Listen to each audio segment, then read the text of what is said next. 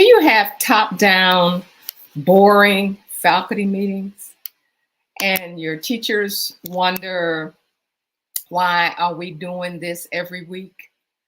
Do your top-down lecture style meetings leave teachers feeling disconnected?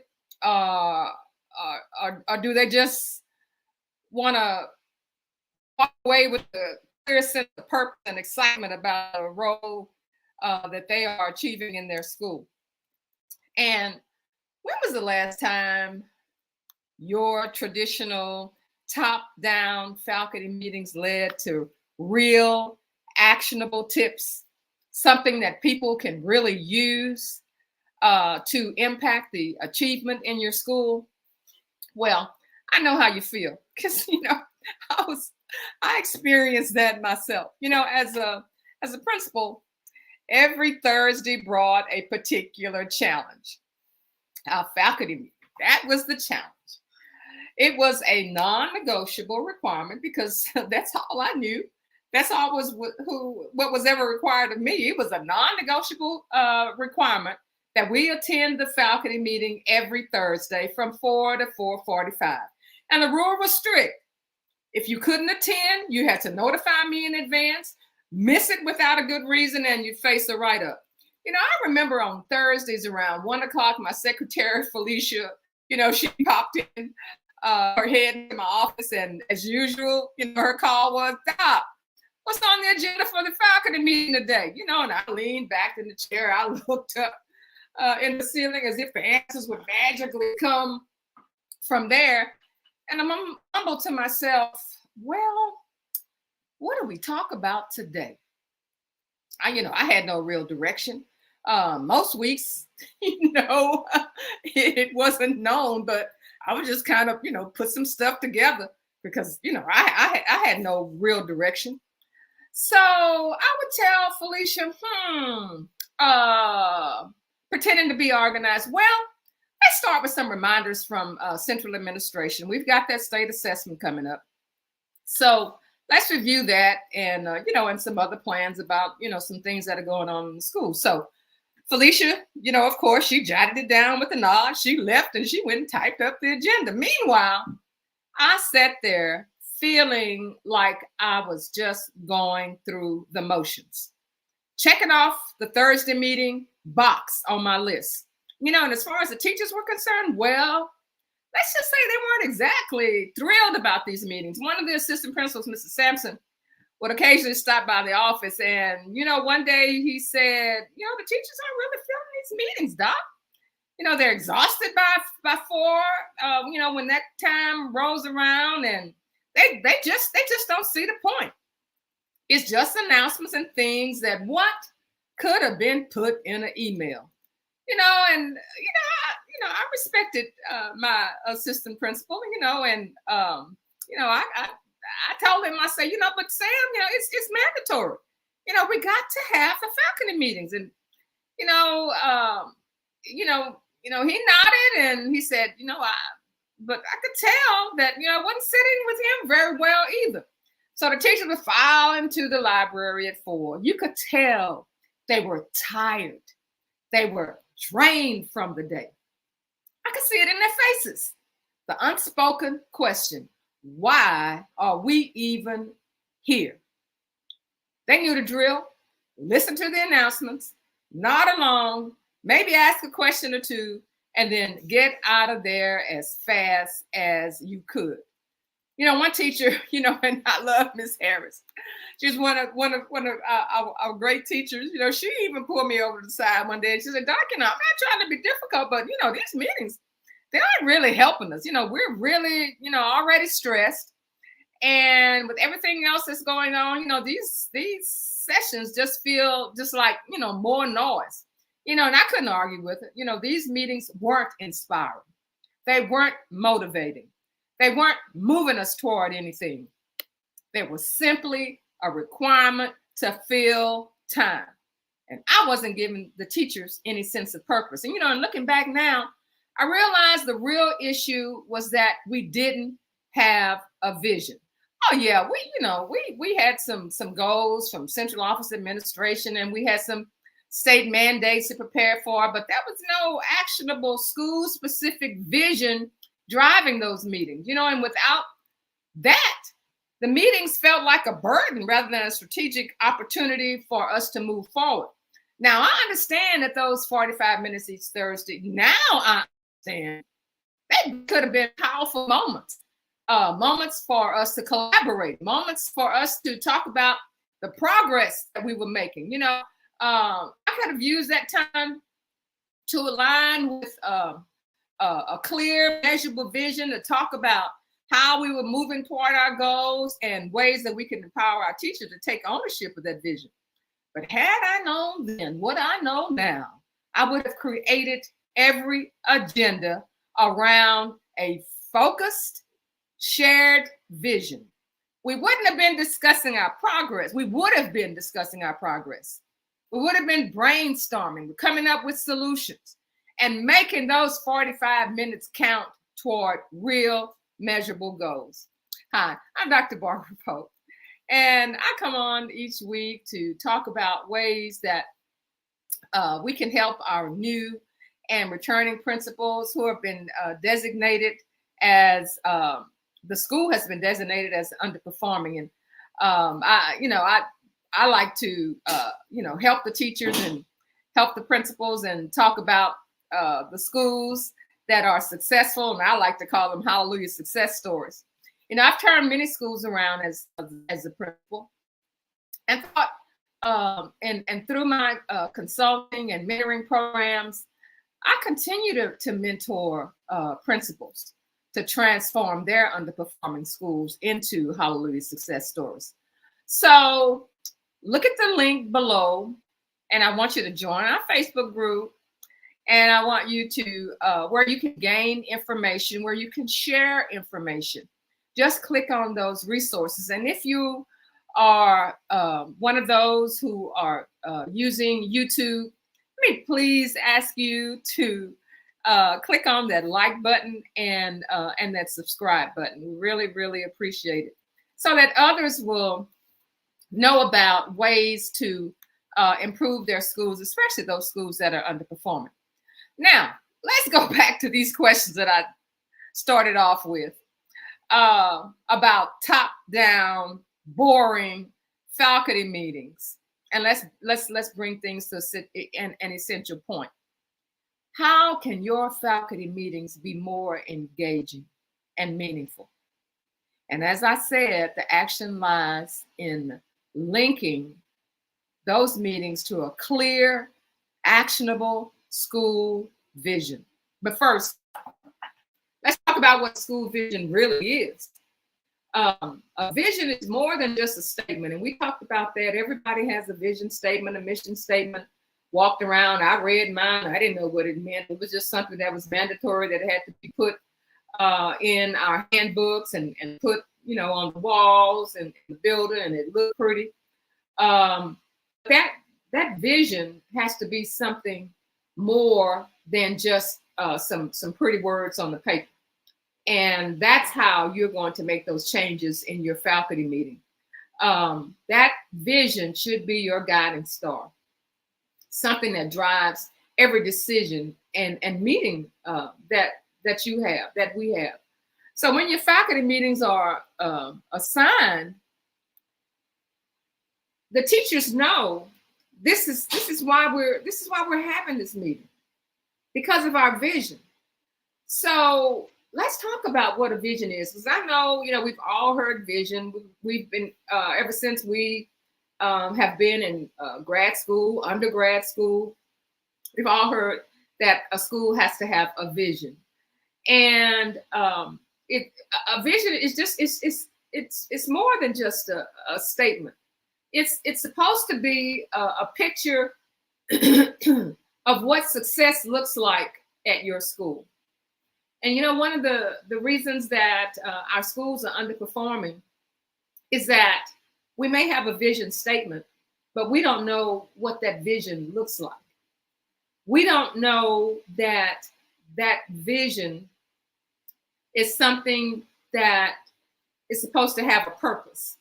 That vision is something that we are supposed to collaborate around. And that vision will determine whether we are results driven. And speaking of visions, let's take a look at some things that a vision should contain. It should be cohesive and collective. It can't be just the sole responsibility of the principal or the leadership team. It should emerge from a shared dialogue and collaboration among your teachers, among your stakeholders, the students. And what this does, this creates a collaboration. This creates cohesion. And then it has to have a moral purpose. A moral purpose simply means that we have students here in our underperforming schools. And it is absolutely a moral obligation for us to provide the kind of education for them to be successful students after they have graduated from our high schools. I'm talking about a comprehensive education. I'm talking about a vision that's going to move them on to the next level.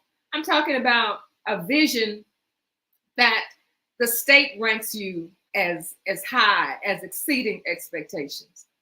That vision has to be must have a moral purpose, and then it has to be clear. It has to be simple.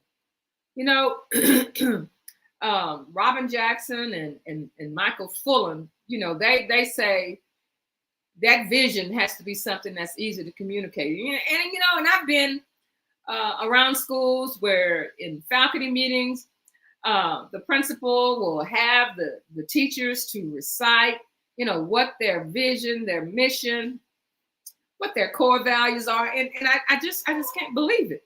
I just cannot believe that they would just have people to memorize that, and with it having no function. And then once they have pronounced this vision that they have remembered, you know, mentally, then the faculty meeting goes on with something that has nothing to do with what the teachers just recited. You know, I've seen that. So that vision, you know, it can't be complex. It can't be abstract, you know, just something that you say. And it has to be flexible. You know, if it's a vision that was made when you were principal and you leave that principalship, or something changes, this vision must still be able to adapt to the changing circumstances. You know, you've heard the stories of campuses that were excelling, and then once that principal who had been there for several years, when that principal decides to move into another position, or that principal retires, or that principal is now, you know, a consultant, you know, everybody kind of, you know, walks around and says, you know, what are we going to do now? Look at this principal that we have now. They know absolutely nothing about what we're doing. But what I'm saying is that when you have a vision that is flexible and that is adaptable, it doesn't matter who's coming, as long as everybody on that campus still understands that vision. And you also have to be adaptable to, you know, once you excel or exceed that vision, you have to allow for some room for innovation, and you also have to allow for room for creativity in that vision. And it must be connected to what you're doing. You as a principal, you have to provide clear steps on how the vision is going to be implemented every day. This includes professional development, new teacher practices, and changes in school culture that align with the vision. You know, you can have a vision and have that everybody understand the vision, but if that vision is not aligned with what's actually going on that campus, then that's no connectedness to the practice. And the last thing is that, that vision has to be a sustainable one. Simply, like what I just said earlier, it must be sustainable over time.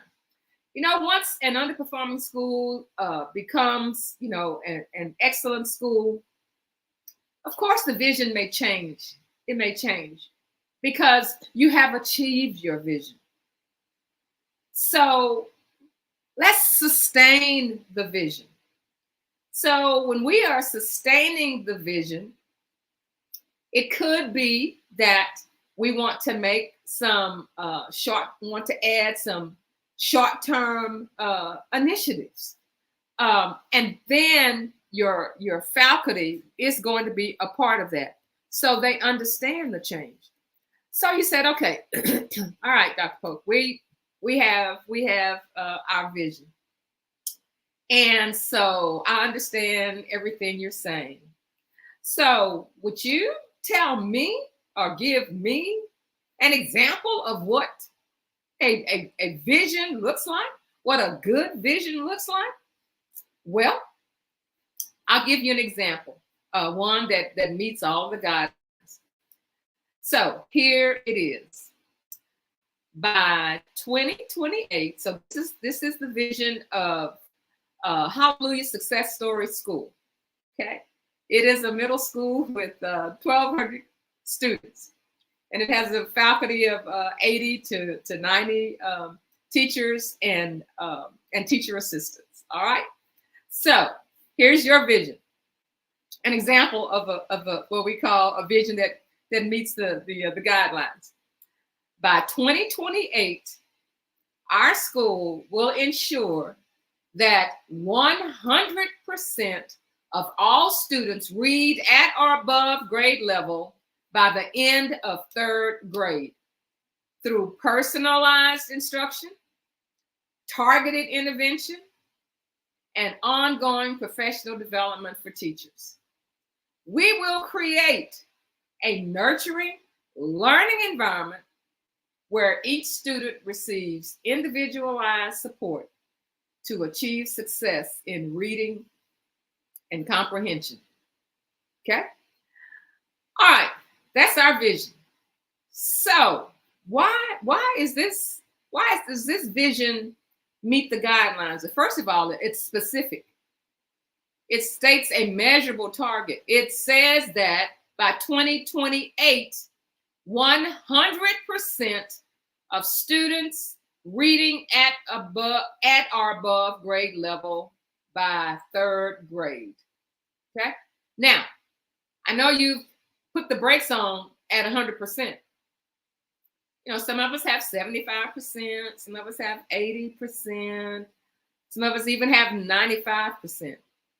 So let's say you have 80%. So that means you're not going to work to try to measure the reading of your 15%, but you just want to just kind of let them go by. They weren't a part of the vision. So let's say, well, we want to have 95% of our students reading at or above grade level by 3rd grade. What about the other 5%? We're just going to let them go by? Those are the ones who were always in the principal's office and we didn't have time to work with them, or they didn't come to school. So when you include 100%, you are including everybody. And that first time around, yeah, you may hit 80%. You may hit 90%. And I know you're saying, I'm not, our vision is just not forgetting about these other kids. You understand the kind of environment that we work in, Dr. Polk. You understand that. But what I'm saying to you is, if you shoot for 100%, that is your vision. That is perfectly clear why you are there as the principal, why the teachers are there to teach, why the assistants are there to teach. Your assistants, your teaching assistants, your teachers, your principal, custodians, your office staff, everybody understands.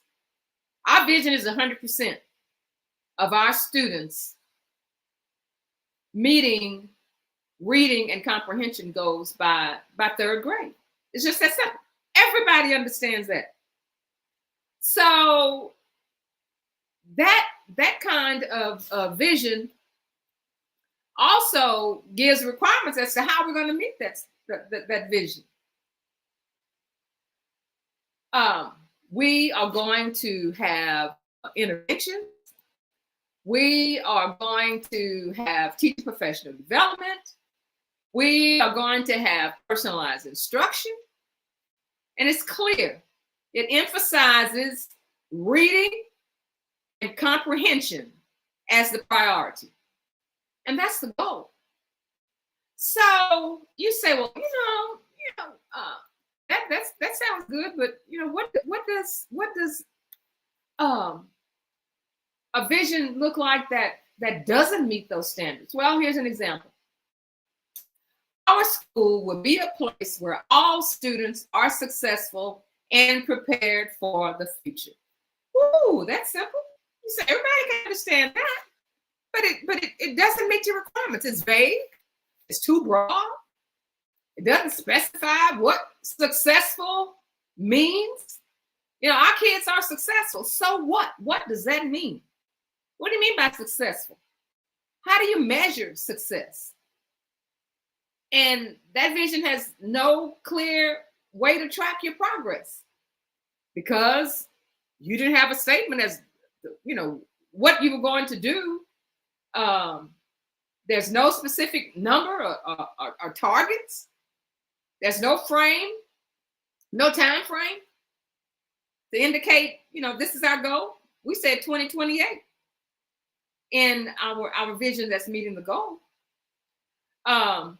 It's not telling, how you're going to do it.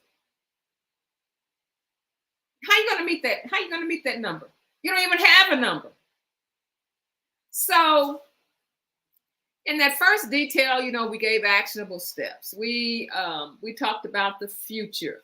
While in that second one, it was just too generic. It didn't offer a clear direction. It didn't offer actionable steps. So let's move on to the next area. Say, okay, I understand what a vision is now. I understand what a vision that meets objectives sounds like and looks like. And I've also heard the kind of vision that does not meet any of the guidelines, but it sounds good. Okay, so the next step is now I understand this. So how am I going to incorporate this into my faculty meetings? Well, you're going to use that vision as a filter for what gets on the agenda. So now what your vision is, how you're going to get there, and you have a vision as to when you want to get this done. You have assigned 2 specific areas, reading and comprehension. Very clear, very clear. So I recommend including moments of reflection based on the vision. You can have breakout sessions. You can do a quick poll. And that way you're creating space for teachers to share what's working, what's not, and how to align with the vision. Well, you say, we have our meetings going on throughout the day, and we talked about that. We've had, our PLCs, and this is live, so that's the doorbell. We have our PLCs, and we talk about this in our PLC. However, let's think about a PLC versus a faculty meeting. Your PLC is structured. You are following guidelines from central administration. And while you're in your faculty meetings, you have the freedom to work out things the way you would like them worked out. looking at your specific vision for your specific school. You are not just looking at test data. And when you have an agenda like that, you're not just doing a check off on the boxes like I did in my story. Let's just talk about something for central administration. You're giving your teachers a voice. They feel as though they're a part of this success that you're working towards. It's something that's bigger. And then the next thing that you can do is, we talked about being able to know whether we are getting close to our goal or whether we are further away from our goal. So in that faculty meeting, you can use that as a track for your progress, so that you will have a meeting where there are clear takeaways, there are item actions. You can use a progress tracker. You can use Google Doc. You can use a project management tool, or you can even use a whiteboard in your office, so that you will have regular check-ins during your following meetings, and you can adjust course as needed. And this keeps the vision front and center with tangible results along the way. Those are ways that you can incorporate your vision into your faculty meetings. And let me tell you this, if you would ask your teachers if they would help to give you ideas on what we want to include in our faculty meetings, this is a way for you to give them that opportunity, so that all of the eyes are not pointing to you for you to come up with progress statements, for you to guide them. We're working as a collaborative, so that when you have this opportunity, you are giving teachers an environment where it's comfortable, an environment that's saying, what we talked about in the PLC is just not working, and we're not going to be back into the PLC, for another couple of weeks. So how do we determine our success now? The faculty meeting is an opportunity. And then, before you close, this is something you can do. It's not something that you have to do. It's a time to share afterwards. Can you imagine how quickly that 45 minutes would go by if you had all of these things going that's guided by a vision? And then you have your teachers to say, this is what we came up with. This has been my experience. That interaction, it makes it relatable, and it makes it practical for everybody to use, so that at the end of the meeting, you won't have teachers just hurrying up and trying to bust out of there. Now, let me tell you, are some of the meetings, are 100% of the meetings going to be non-boring? I can't guarantee you that, because there are some things that central administration will give you that you have no control over, which will be considered as boring. You have other activities that just have to be done that you would consider boring. But just think about all of those meetings where you have followed your vision, and to have just a little sprinkling of boring here and there, it won't be so bad. You have enjoyed your faculty meetings that have been guided by your vision, and you can feel the success that you're having. It's an opportunity to stop doing something that's not working. It's an opportunity for all of the departments to get together, because usually, within your PLCs, you're divided by departments, and the math department doesn't know, what the science department is doing, just what their strategies are. And when you have that faculty meeting that's driven by your vision, you have an opportunity to see, oh, well, we could add this here. We can add or take away something there. So, as you heard from my story, about faculty meetings. You know, they don't have to be a dreaded time and just do a check off box. Your meetings are going to become dynamic. And every time you get together, you're going to have an opportunity to reinforce the things that your school has decided is going to be their direction. And you're going to be able to measure how your school is moving towards your vision. And it's going to empower your teachers. And they are going to be enjoying the journey. They will be contributing to the journey. And this is the key to make the vision the heart of everything you do. Now, I want to challenge you. Take a look at your next faculty meeting agenda. Ask yourself, is it aligned with your school's vision? Or do you even have a vision? Is that something that you're going to have to work on?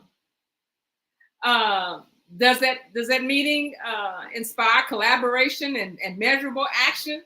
If not, just start small. Identify one way you can bring that vision into the room and make it part of the conversation. If you're struggling with where to begin, let's keep the conversation going. So join us in Principles on the Come Up, where we'll be sharing strategies, tips, and success stories on how you can transform your meetings into powerful tools and not just a place where people hate to go. Remember, a school vision isn't just something that hangs on the wall. It's something we live and breathe every day. I'm Barbara Pope, Principles on the Come Up, where we transform schools into hallelujah success stories. We'll see you next time.